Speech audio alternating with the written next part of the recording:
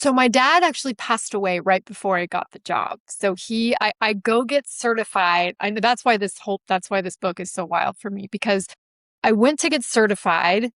We knew he was dying. He was dying of prostate cancer. It was coming. I mean, he had been 3.5 years. We knew it was terminal from day one, but it should have never happened. He was very young. He was 59. It was a whole thing.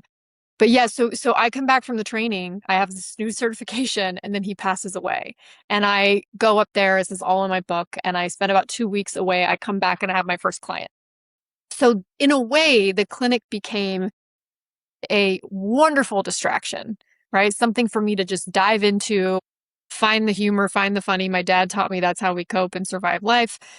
And all the while I'm grieving this very complicated relationship with my father, right? And I'm the oldest of four girls, so naturally, like, I was kind of the closest to seeing behavior that, we didn't like, and my sisters were a little more shielded from it. And it was a very complicated time, but the clinic almost saved me in a way, because I went into this real dark place, and it was like all I did was work so that I didn't have to think about my dad being gone. And again, yeah, it took me the first, I would say, 6 months after he died. It was just like I was dissociating, and I was like, well, I do this now, and I guess that's my life. And it really wasn't until the job, I had the job for 1 year. It wasn't really until the very end of the job that I really processed the grief, because I stepped away for a second and I was processing what I learned about him in those rooms and what they were teaching me about how to have this new lens on my father. So it was everything was post-mortem. Everything was like this after the fact, but it still gave me a lot of peace that I really needed, you know? Yeah, and I credit the clinic for that. Who knew? No, I want to process for a minute because I can see that there's something that that's really hitting for you, Jeremy. So I want to give you a moment here to speak to that, please. Well, yeah, yeah, absolutely.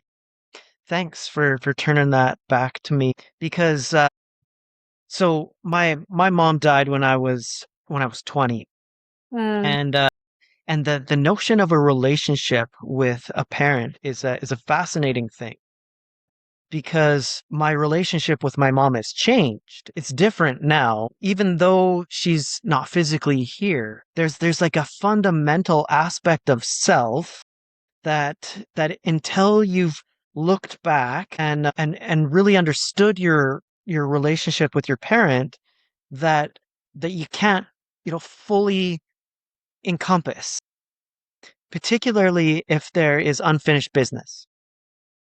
And and so that's the thing that I find powerful about your story. And can you articulate how your relationship with your father has changed? Like, you talked about coming to peace, and that's wonderful. But yeah. can you articulate how your relationship with your dad has actually changed? Yeah, and thank you for sharing that. And I'm so sorry that you went through that so young. That's incredibly young to go through that. And you make such a good point. Like, our relationship does continue to evolve even after they're gone. And yeah,